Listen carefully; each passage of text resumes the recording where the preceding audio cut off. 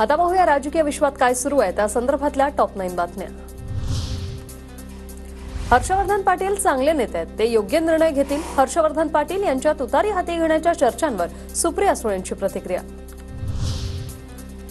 तानाजी सावंतांचे पुतणे अनिल सावंतांनी घेतली शरद पवारांची भेट। अनिल सावंत पंढरपूरच्या मंगळवेढामधून निवडणूक लढण्याची शक्यता।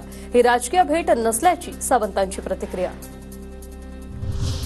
महाराष्ट्रात जातीयवाद आणि फोडाफोडीच्या राजकारणाची सुरुवात शरद पवारांनीच केली। जातीचं विष राष्ट्रवादीच्या स्थापनेनंतर पसरलं। राज ठाकरेंची शरद पवारांवर टीका। जातीमध्ये बघितलं जात नव्हतं, संत आपल्याकडे संत म्हणून बघितलं जायचं। या सगळ्या गोष्टी ज्या सुरू झाल्या ह्या राष्ट्रवादी काँग्रेसच्या जन्मानंतर सुरू झाल्या आणि असा महाराष्ट्र हा याच्या अगोदर कधीच नव्हता।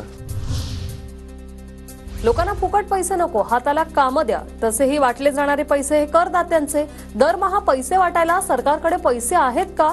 अशा योजनांमुळे मतदान होणार नाही। राज ठाकरेंकडून लाडकी बहीण योजनेवर टीका। यवतमाळमध्ये लाडकी बहीण योजना कार्यक्रमात शिंदेंच्या भाषणादरम्यान महिलेचा गोंधळ। पतीला मारहाण झाल्याची तक्रार पोलीस घेत नसल्याचा या महिलेचा आरोप।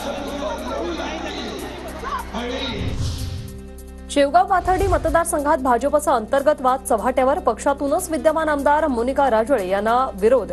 भाजप प्रदेश सचिव अरुण मुंडे आणि ओबीसी सेल जिल्हाध्यक्ष गोकुळ दौन यांच्याकडून उमेदवारीची इच्छा व्यक्त।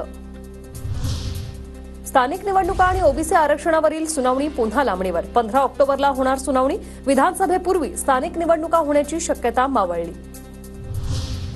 एक कर्मचारी कायम गाडीत राहील। केंद्राने सुरक्षा देताना सुचवलं, कुणाला गाडीत बसवायचं कुणाला नाही, हा माझा अधिकार, मी सांगितलं।